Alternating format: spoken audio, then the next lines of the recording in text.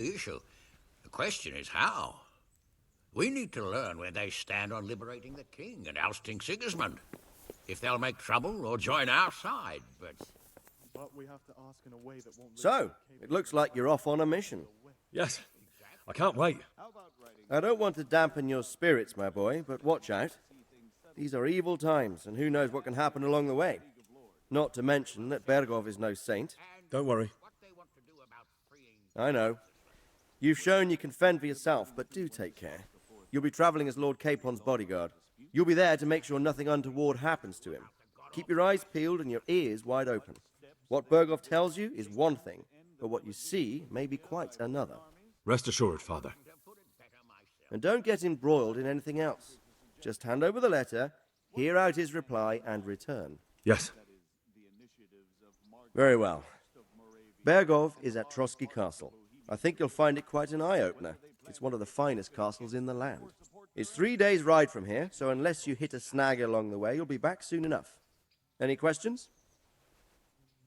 I'm getting a bit lost in the Luxembourg lineage. It all seems a bit too tangled. The Luxembourgs have ruled the Empire and Bohemia for almost 100 years now. Emperor Charles brought this land to prominence. When he was in power, things had never been so good. Wenceslas and Sigismund are his sons, but by different mothers. Jošt and Prokop are their cousins. They were entrusted with governing Moravia. But instead, they've been in a bitter armed feud for years, and now Sigismund's fallen out with Wenceslas.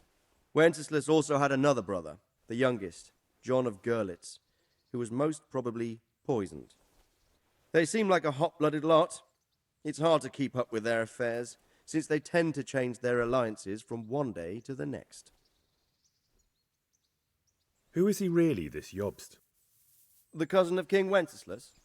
He's the Margrave of Moravia. I admit I don't know what to make of him myself. Until recently, he was allied with the League of Lords. For a time, he even served Rupert of the Palatinate against the king. And now suddenly, he's reversed his position. I don't know what led him to do it, and one can't help being suspicious. It's best to keep a watchful eye on him. But he really is the leader of the resistance against Sigismund these days. We'll just have to see how it all turns out. I'm a bit concerned so many people seem to think so little of King Wenceslas. You knew him, didn't you? What's he really like? Well, there's no straightforward answer to that question. He certainly makes a great hunting and drinking companion, but he can be very fiery and impetuous when things don't go how he'd like them. He never had much of a head for high office. He finds it tiresome. But once a man's grasped the scepter, it's hard to let it go again. You can't just abscond. You've seen for yourself what happens when he disappears for a few months. Better a bad but legitimate king than a bloody war over the throne. Who is this Prokop that Jošt spoke of? Jobst's brother, the king's cousin. He and Jošt warred over Moravian supremacy for years. Then they were allies for a while, betrayed Wenceslas and sided with Rupert of the Palatinate. But after Sigismund abducted Wenceslas, Prokop fomented a revolt against him, and Sigismund had him captured. Politics. Make of it what you will. I, for one, can't make head or tail of it most of the time.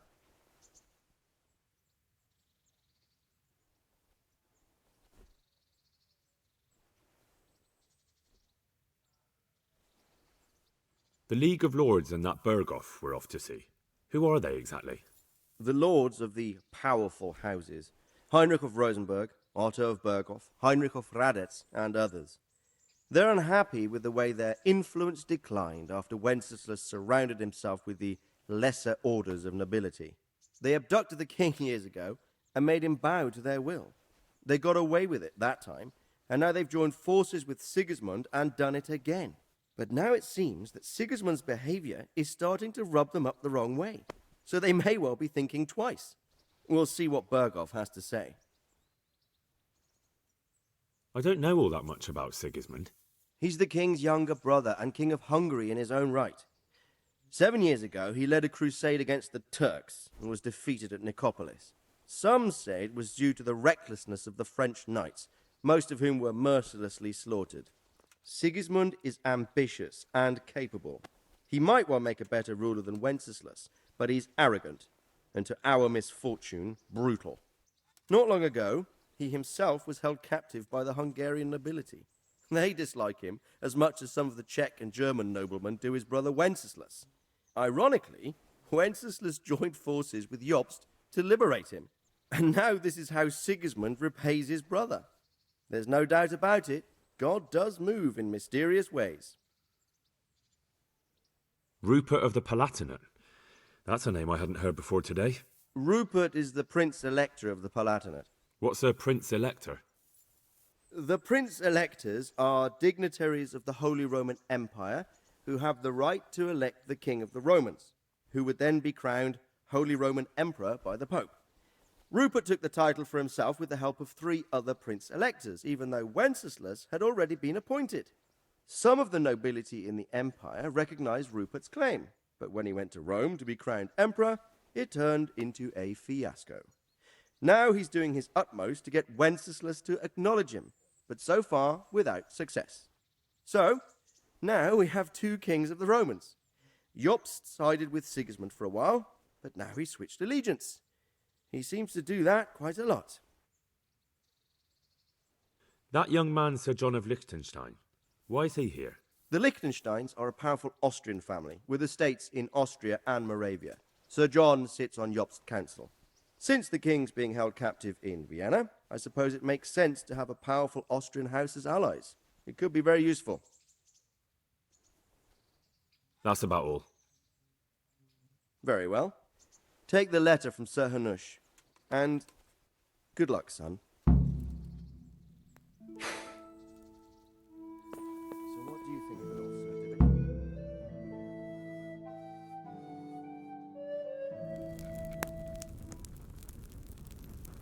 I believe we have written it well, gentlemen. Without a doubt. No one could deduce from this whether we are Sigismund's allies or foes. I must travel back to Brno now, but soon I will go to Brandenburg and I will stop here on the way back. By then, Sir Capon should be back and we can discuss how to proceed. Right. Before you leave, my lord, there is one thing that gives me no rest. Why did Sigismund come as a foe? It makes no sense. If I may, sir, I think I can explain. Oh, please enlighten us, young sir. I live not far from Hungary, where Sigismund reigns. It is a savage country, and the constant war with the Turks has hardened the people. They need a monarch with an iron hand. So when Sigismund felt the wind of revolt, he reacted as he would at home. Only what works on the Hungarian nobles does not work here in Bohemia. Bringing order is one thing, but slaughtering and pillaging with a horde of barbarians quite another. What purpose does that serve? But Sigismund did give the Bohemian nobles a chance to take his side. It was only when they refused his ultimatum that he lost patience and took to the sword. As for the barbarians, he could afford nothing better. The Hungarian nobility would gain nothing from joining his campaign in Bohemia. He didn't have enough coin for a regular army, and so he recruited the Cumans. What he does not pay them, they make up for in plunder. But in the end, he didn't have enough to even satisfy the Cumans. That's why he raided Kuttenberg and Skalitz. He wanted the silver. That makes sense. My lords, how's the letter coming along? It's done. Then we can be on our way. Now remember what we said, boy. All you have to do is deliver the letter, listen to the answer, and come back here. Don't provoke Berghoff in any way. Provoke? Me? Never, Uncle. We'll be back in a few days. Farewell, your graces. Come, Henry, my men are waiting. I wish you Godspeed.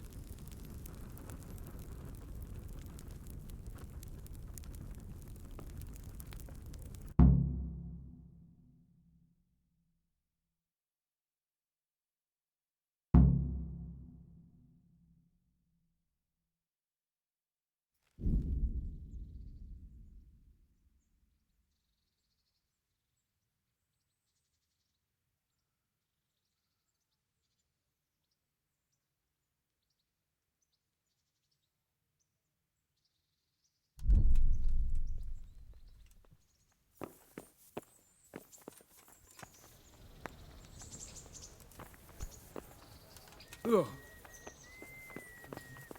Down.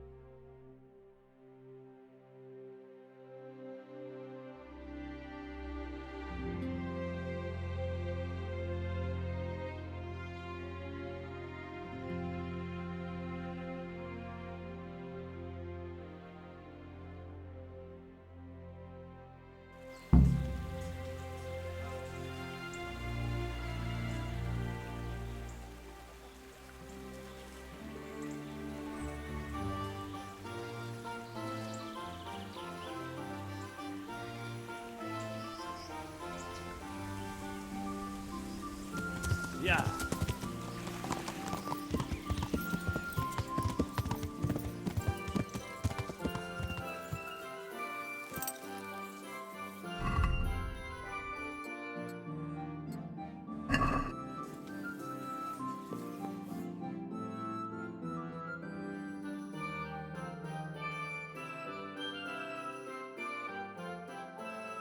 Rook and Lumiere, a known pair of troublemakers.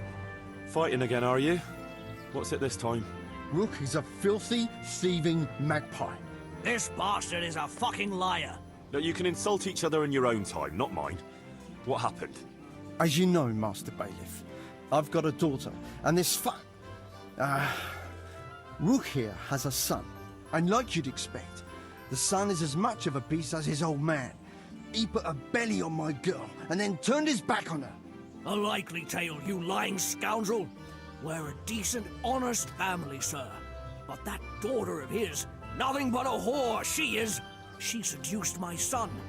And what's more, this thieving bastard stole my cow, too. Enough swearing. One at a time, and settle down. What's this about stealing a cow? When that no-good son of his wouldn't do the right thing by my daughter, Rook here agreed in the end to give me a cow as compensation for her honor. And I did. Only then, that slut ran off with some minstrel. Where's the honor in that? And besides, it could be anyone's brat she's carrying. Tell me more about your daughter. Pretty as a picture, and a good lass, though a little flighty. She had her head turned by that coxcomb, and he put her in the family way, and then he wouldn't marry her. And who else would take her with a youngster? So we agreed on a cow in compensation. That much is true. Only, I'm sure you'll agree, Master Bailiff, where there's no honor to lose, there's nothing to compensate. A girl that runs off with some wandering jester. What could she do when she couldn't show her face in public? That's what you paid for. What about this son of yours? Well, he ain't the brightest star in the sky, but he's a kind soul and a good worker. That slut of a daughter of Lumiere's got him all worked up, got herself pregnant, and then broke his heart.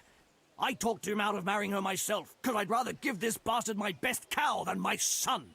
I won't listen to this. That boy is a simpleton and a brute. And for sure, my daughter never went with him of her own free will. I wanted no more to do with Lumiere or his damned daughter, so I agreed to the compensation instead of marriage.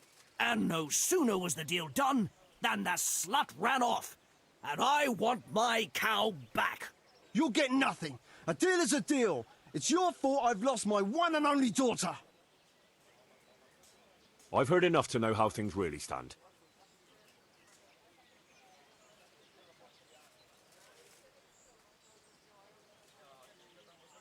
A bargain is a bargain, whatever unforeseen may happen. The cow belongs to Lumir. Thank you, sir. I never doubted your wisdom. You call that justice? I won't stay another minute in a village where the bailiff takes a hand in daylight robbery.